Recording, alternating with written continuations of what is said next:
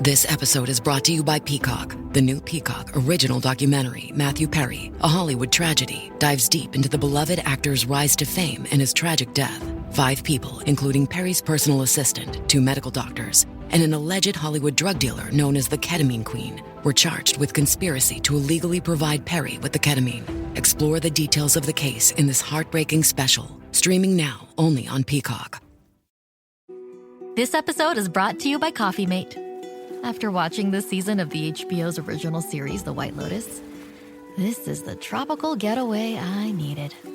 One more pina colada, please. Hey, you're not on mute.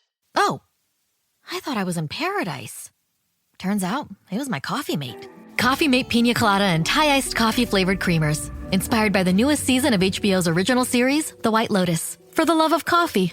Try now. Imagina un tiempo antes de todo lo que conocemos, antes de que el sol brillara, las estrellas centellearan y la Tierra existiera. Para muchos, este concepto es difícil de comprender, pero la Biblia nos ofrece vislumbres de lo que existía antes de la creación del mundo. Las Escrituras revelan que, antes de todas las cosas, estaba Dios, eterno e inmutable. En 1 Pedro, capítulo 1, versículo 20, leemos que Jesús fue conocido antes de la fundación del mundo. Esto nos lleva a entender que Jesús, el Hijo de Dios, existía desde la eternidad. Él no fue creado, sino que estaba con Dios Padre desde siempre. Esta preexistencia de Jesús es un misterio profundo, pero esencial para la fe cristiana. Antes de cualquier creación, Jesús ya estaba en el plan de Dios para redimir a la humanidad.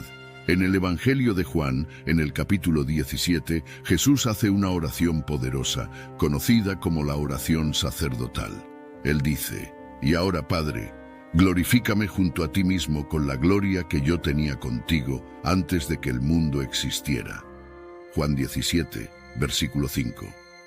Este pasaje nos da una visión clara de que Jesús compartía una gloria única con Dios antes de la creación. No solo había una existencia, sino una comunión y una gloria compartida entre el Padre y el Hijo. Antes de la creación del mundo, había una realidad espiritual rica y compleja. Dios Padre, Dios Hijo y Dios Espíritu Santo vivían en perfecta armonía y amor. Esta comunión divina es difícil para nuestras mentes finitas comprender, pero es fundamental para entender el propósito de la creación. El amor y la gloria compartida entre las 3 personas de la Trinidad son la base de todo lo que vendría a existir. Además, las Escrituras indican que había un plan divino en acción incluso antes de la fundación del mundo.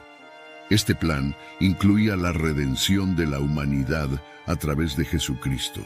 En Efesios capítulo 1, versículo 4, Pablo escribe: «Como también nos escogió en él antes de la fundación del mundo, para que fuéramos santos e irreprochables delante de él en amor». Esto muestra que Dios ya tenía un propósito y un plan para la humanidad, antes incluso de crear el mundo. La preexistencia de Jesús y la gloria compartida con Dios Padre nos muestran la profundidad del amor y del plan de Dios para nosotros. Antes de que cualquier cosa material existiera, había un propósito divino que culminaría en la venida de Jesús al mundo para salvar a la humanidad. Es una verdad que nos lleva a reflexionar sobre la magnitud del amor de Dios y la importancia de nuestra fe en Jesucristo. Por lo tanto, antes de la creación del mundo, había un amor eterno y una gloria compartida entre el Padre y el Hijo. Este amor es la fuente de toda la creación y el fundamento de nuestra esperanza. Al contemplar lo que existía antes del inicio de los tiempos, somos llevados a adorar a Dios por su plan perfecto y su amor infinito, que nos alcanza desde la eternidad. La idea de que Jesús existía antes de la creación del mundo es fundamental para la teología cristiana. Revela que la encarnación de Jesús no fue una reacción a eventos históricos, sino parte de un plan eterno. En Juan capítulo 1, versículo 1, leemos: «En el principio era el Verbo, y el Verbo estaba con Dios, y el Verbo era Dios». Aquí, verbo se refiere a Jesús, afirmando su existencia desde el principio con Dios. Él estaba allí, en la eternidad pasada, compartiendo la gloria divina. Otro punto importante es que esa gloria compartida no era solo un estado pasivo. Había una dinámica de amor y propósito. En Colosenses capítulo 1, versículos 16 y 17, Pablo escribe: porque en él fueron creadas todas las cosas que hay en los cielos y en la tierra, visibles e invisibles, sean tronos, sean dominios, sean principados, sean potestades. Todo fue creado por él y para él. Y él es antes de todas las cosas, y todas las cosas subsisten por él. Este texto nos revela que Jesús, el Verbo, no solo existía antes de la creación, sino que también era el agente activo en la creación de todas las cosas. Además, la preexistencia de Jesús y la gloria que él tenía con el Padre antes de la creación nos da una visión del propósito redentor de Dios. En Tito capítulo 1, versículos 2 y 3, leemos sobre la esperanza de la vida eterna, la cual Dios, que no puede mentir, prometió antes de los tiempos eternos. La promesa de vida eterna, revelada en Jesucristo, fue establecida antes del inicio de los tiempos, mostrando que la redención y la salvación siempre fueron parte del plan divino. Así, al reflexionar sobre lo que existía antes de la creación del mundo, somos llevados a una comprensión más profunda de la naturaleza de Dios y de su amor por nosotros. La preexistencia de Jesús, la gloria compartida con el Padre y el plan redentor revelan la profundidad y la eternidad del amor divino. Dios, en su infinita sabiduría, ya tenía un plan de salvación en acción, demostrando que el amor y la redención son centrales a su naturaleza eterna. Antes de la creación del universo, antes de que cualquier estrella brillara o que la tierra tomara forma, existía la majestad eterna de Dios. Imagina un poder y una gloria que trascienden cualquier cosa que podamos comprender. Dios, en su esencia, es infinito y eterno, una presencia que no tiene principio ni fin. Esta majestad es inconmensurable, algo que solo comenzamos a vislumbrar a través de las Escrituras. La majestad de Dios es revelada en diversos pasajes bíblicos, pero uno de los más profundos se encuentra en la oración de Jesús en Juan, capítulo 17. Esta oración, conocida como la oración sacerdotal, es una conversación íntima entre Jesús y el Padre, un momento de profunda comunión y revelación. Jesús, sabiendo que su hora había llegado, ora para que la gloria que compartía con el Padre desde antes de la creación del mundo fuera manifestada. Jesús comienza su oración diciendo: As a small business owner, my favorite thing about posting a job on LinkedIn is that when I hit post, I clock out and LinkedIn clocks in.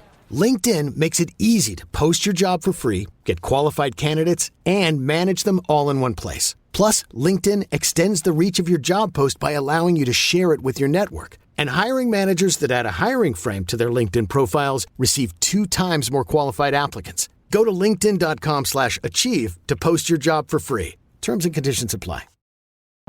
This episode is brought to you by Progressive Insurance. Do you ever find yourself playing the budgeting game? Well, with the Name Your Price tool from Progressive, you can find options that fit your budget and potentially lower your bills. Try it at Progressive.com.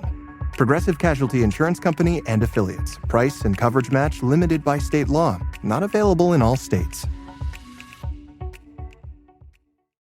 If you weren't built for the cold, Abercrombie's kickoff to spring sale is just for you. I seriously cannot wait for rooftop season because that means I get to start wearing my A&F Mila dress all the time. She has pockets, and that makes her a favorite in my book.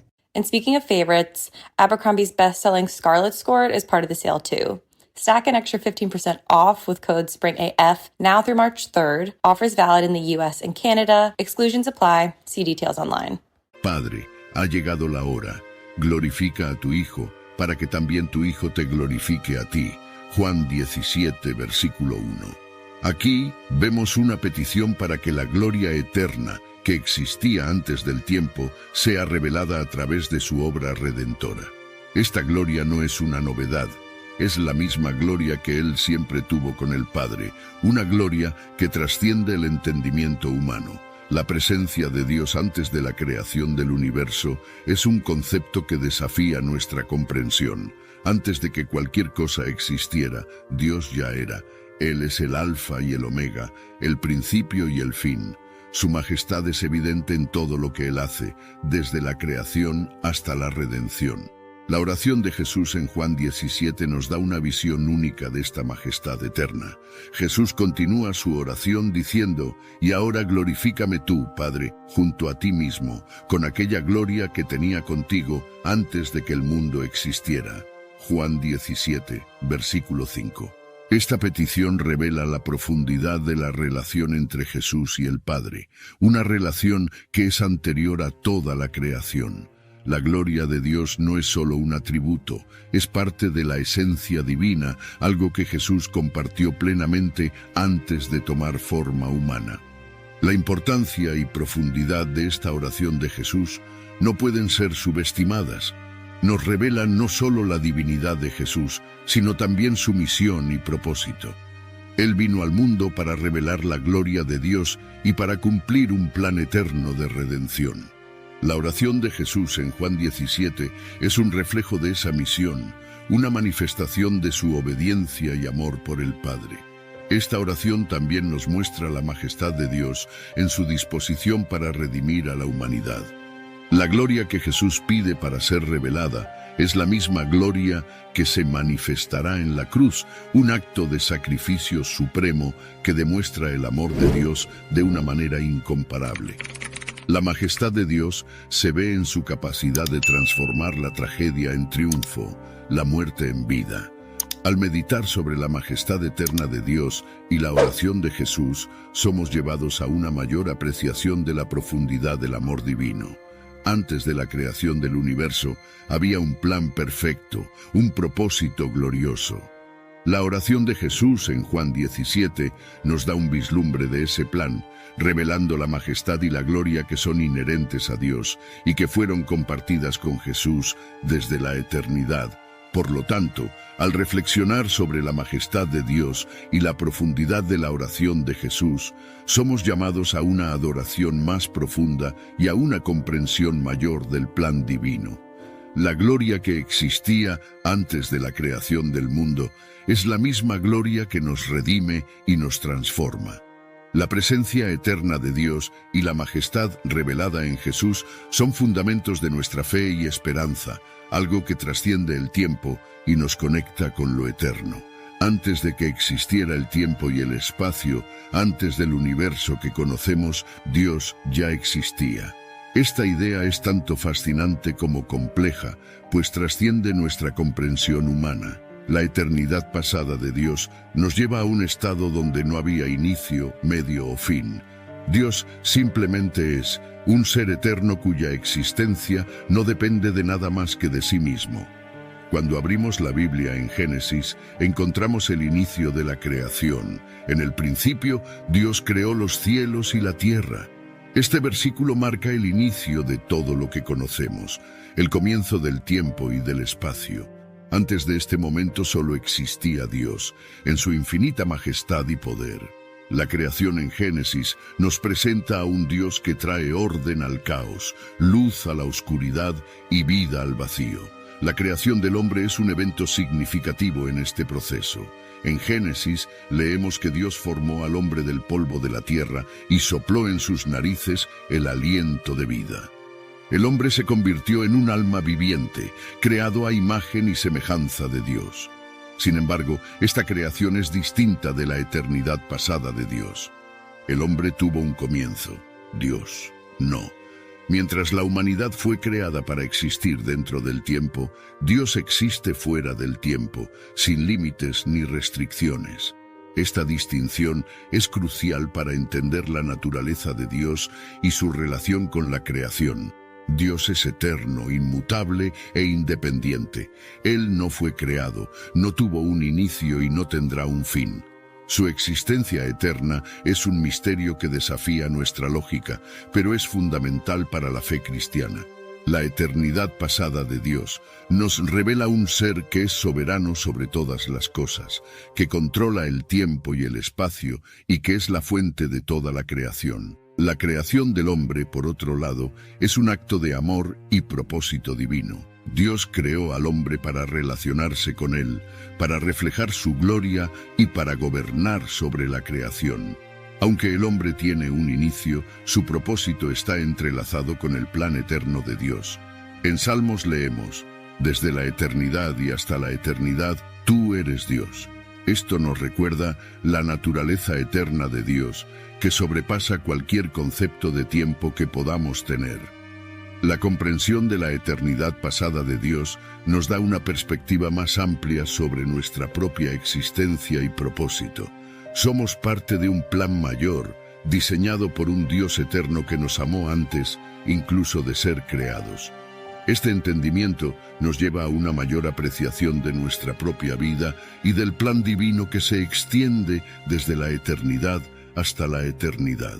Así, al reflexionar sobre la eternidad pasada de Dios y la creación en Génesis, somos llevados a reconocer la grandeza y la soberanía de Dios. Él es el Creador eterno, y nosotros somos parte de su creación, llamados a vivir en comunión con Él y a reflejar su gloria.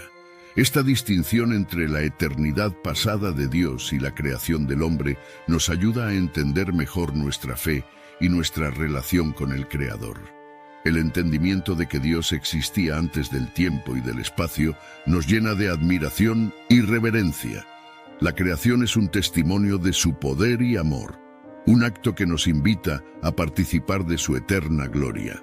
Mientras contemplamos la eternidad pasada de Dios, somos llamados a vivir nuestras vidas en respuesta a ese amor eterno, sabiendo que fuimos creados con un propósito divino que se extiende desde el inicio de los tiempos hasta la eternidad. Vamos a explorar la intrigante y misteriosa identidad de los hijos de Dios mencionados en las Escrituras. Esta expresión... Hi, this is Debbie, your Blinds.com design consultant. Oh, wow. A real person. Yep, I am here to help you with everything, from selecting the perfect window treatments to... Well, I've got a complicated project. Oh, not a problem. I can even schedule a professional measure and install. We can also send you samples, fast and free. I just might have to do more. Oh, okay. So the first room we're looking at is for guests. Shop Blinds.com now and save up to 45% on select styles. Blinds.com. Rules and restrictions may apply. Aparece en pasajes como Génesis capítulo 6 y en el libro de Job, suscitando debates e interpretaciones variadas a lo largo de los siglos. ¿Quiénes son estos hijos de Dios? ¿Serían ángeles caídos u otros tipos de seres espirituales? En Génesis capítulo 6 leemos sobre los hijos de Dios que vieron a las hijas de los hombres y tuvieron hijos con ellas. Esta unión resultó en el nacimiento de los Nefilim, descritos como gigantes o héroes de renombre de la antigüedad. La identidad de los hijos de Dios en este pasaje ha sido objeto de mucha especulación. Una interpretación común es que estos hijos de Dios eran ángeles caídos, seres celestiales que desobedecieron a Dios y tomaron para sí esposas humanas. Esta visión es sostenida por algunas tradiciones judías y cristianas antiguas, que ven estos eventos como un acto de rebelión angelical. El libro de Job también menciona a los hijos de Dios, especialmente en las escenas celestiales donde se presentan ante el Señor. En Job capítulo 1, versículo 6, leemos: «Y un día vinieron los hijos de Dios para presentarse delante del Señor, y Satanás vino también entre ellos». Aquí, los hijos de Dios son generalmente interpretados como seres espirituales que tienen acceso a la presencia divina, indicando una categoría de ángeles o seres celestiales que sirven a Dios. Los Nefilim, resultantes de la unión de los hijos de Dios con las hijas de los hombres, son descritos como seres poderosos y de gran estatura. La palabra Nefilim es frecuentemente traducida como gigantes, pero su significado exacto es incierto. En Números capítulo 13, cuando los espías israelitas regresan de Canaán, mencionan la presencia de gigantes en la tierra, mencionando a los Nefilim y sugiriendo que estos seres continuaron existiendo después del diluvio. Las interpretaciones tradicionales de estos seres varían ampliamente. Algunos estudiosos defienden que los hijos de Dios eran descendientes de la línea piadosa de Set, que se mezclaron con la línea impía de Caín. Esta interpretación ve el pasaje de Génesis como una metáfora para la corrupción moral y espiritual que precedió al diluvio. Sin embargo, esta visión no explica satisfactoriamente la presencia de los Nefilim. Otros estudiosos y tradiciones religiosas sostienen la visión de que los hijos de Dios eran ángeles caídos. Esta perspectiva encuentra apoyo en textos apócrifos y pseudepigráficos, como el libro de Enoc, que amplían sobre las acciones de estos seres celestiales rebeldes y sus consecuencias para la humanidad. Según estas tradiciones, los ángeles caídos no solo desobedecieron a Dios, sino que también enseñaron a los humanos prácticas prohibidas y conocimientos ocultos, contribuyendo a la corrupción del mundo prediluviano. Al discutir la identidad de los hijos de Dios y de los Nefilim, es importante considerar las diversas interpretaciones y las tradiciones que se han desarrollado a lo largo del tiempo. Cada perspectiva ofrece una visión única sobre estos seres misteriosos y su influencia en la narrativa bíblica. Ya sean ángeles caídos, seres espirituales o líneas humanas específicas, los hijos de Dios y los Nefilim continúan fascinando a estudiosos y creyentes, invitándonos a profundizar nuestra comprensión de las Escrituras y del mundo espiritual.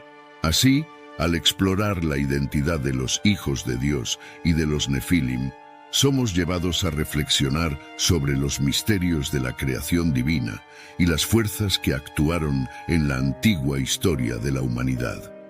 Estos pasajes bíblicos nos recuerdan la complejidad del mundo espiritual y la continua búsqueda de conocimiento y entendimiento sobre los planes y propósitos de Dios.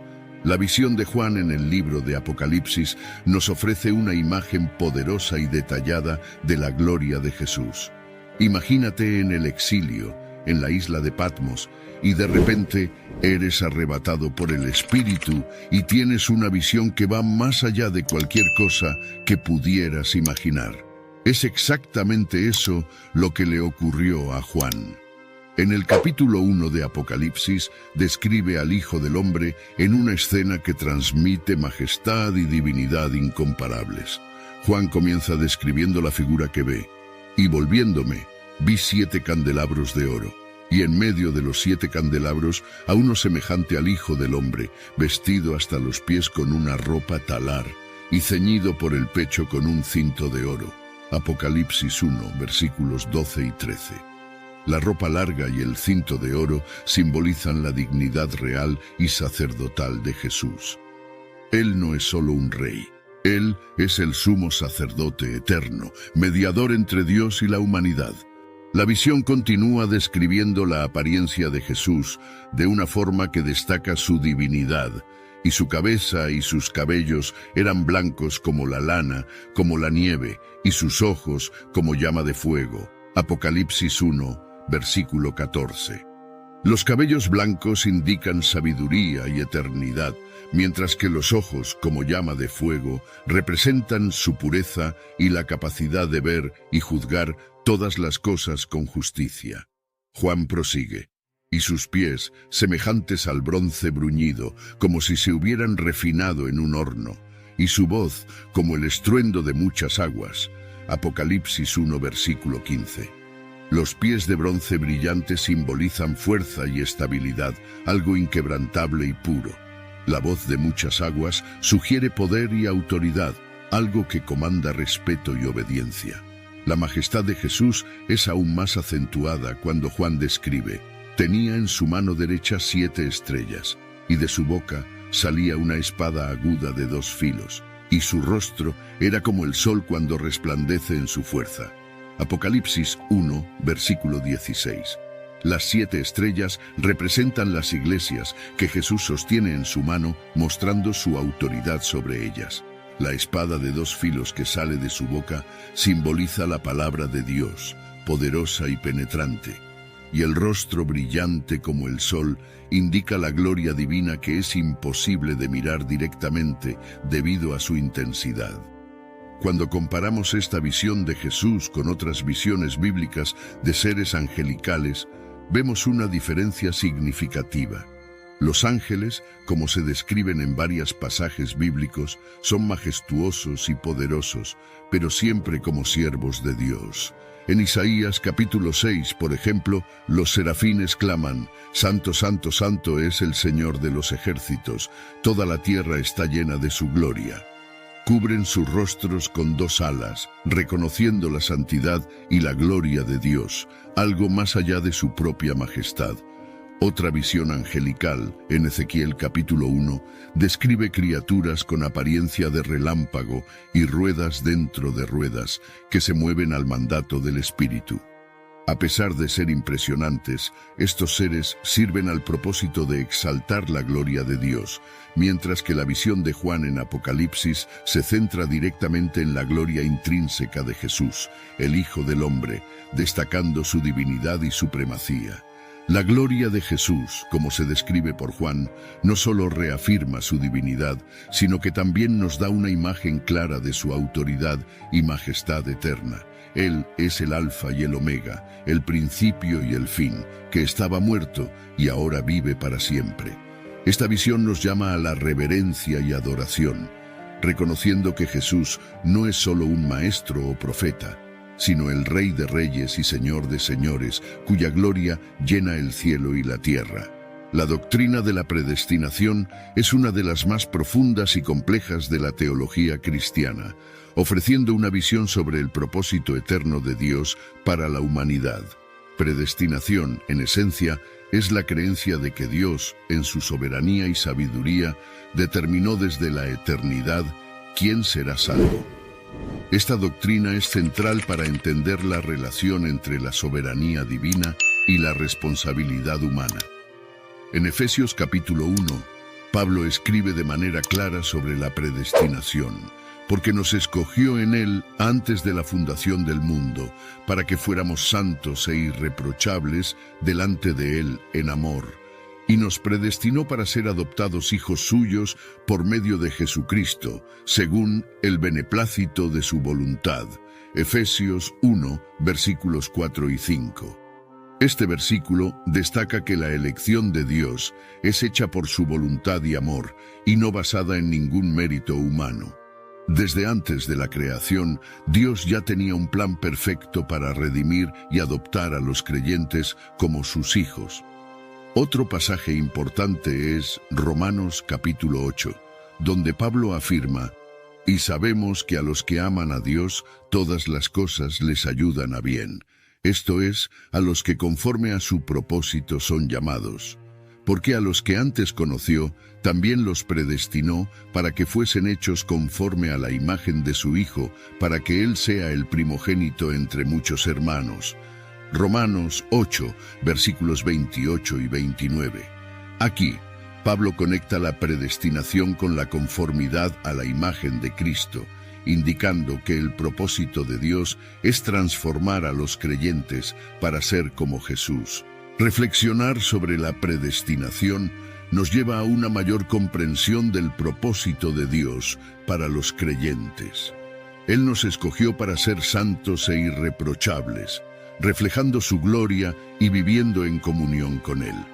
Este entendimiento nos ofrece una gran seguridad, sabiendo que nuestra salvación no depende de nuestros esfuerzos, sino del plan soberano de Dios.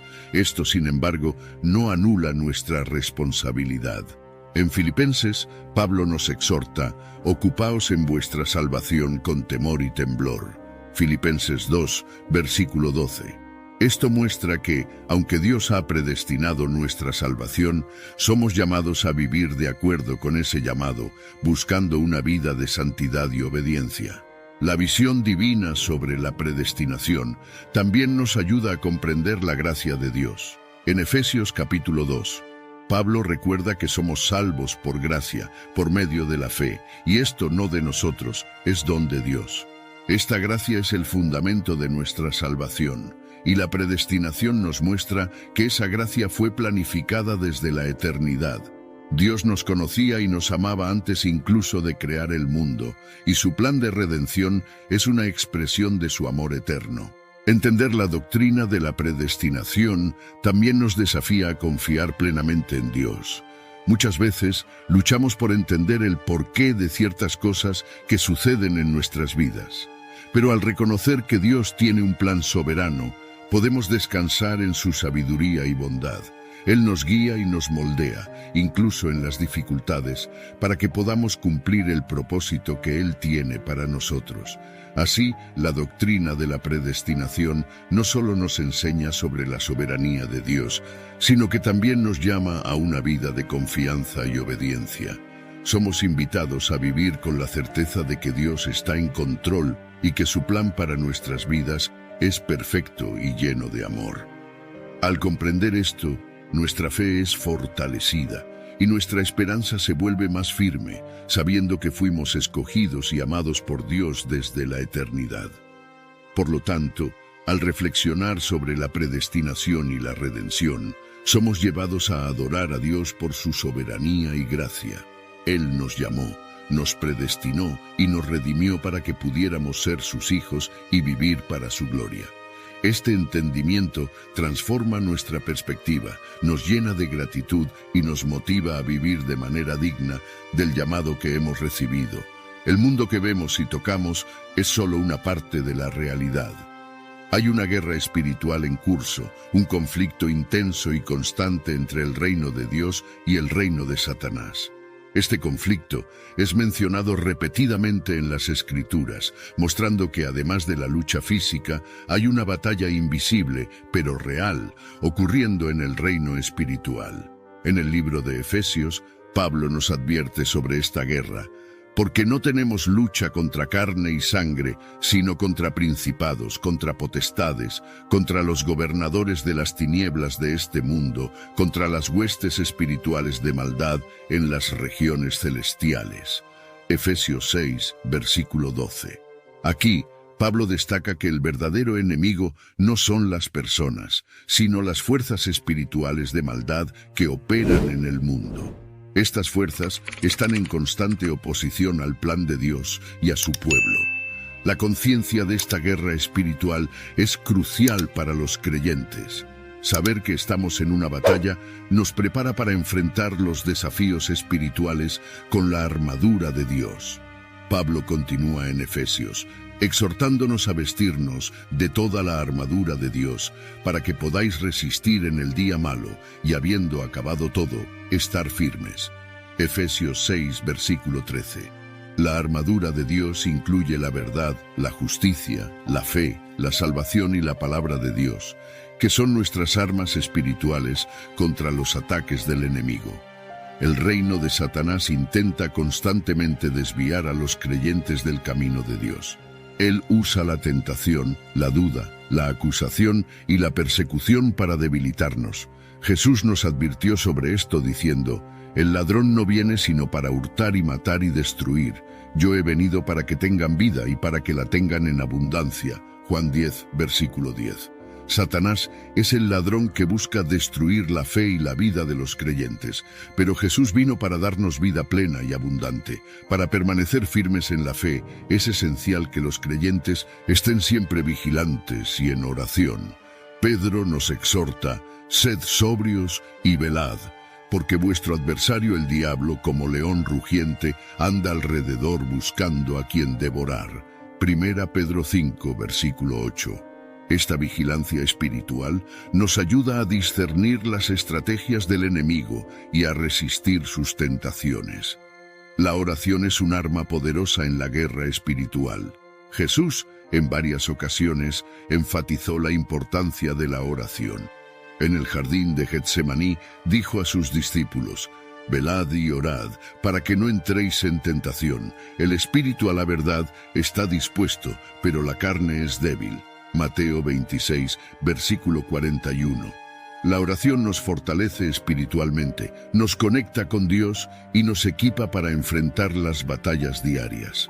Además, debemos apoyarnos unos a otros. La comunión entre los creyentes es vital en la guerra espiritual. En Hebreos se nos anima a considerarnos unos a otros para estimularnos al amor y a las buenas obras. Hebreos 10, versículo 24. Juntos somos más fuertes y podemos apoyarnos y orar unos por otros, fortaleciendo nuestra resistencia contra las fuerzas del mal. Por lo tanto, al entender la realidad de la guerra espiritual, somos llamados a permanecer firmes en la fe, vigilantes y revestidos con la armadura de Dios. La batalla es real, pero la victoria está asegurada para aquellos que están en Cristo.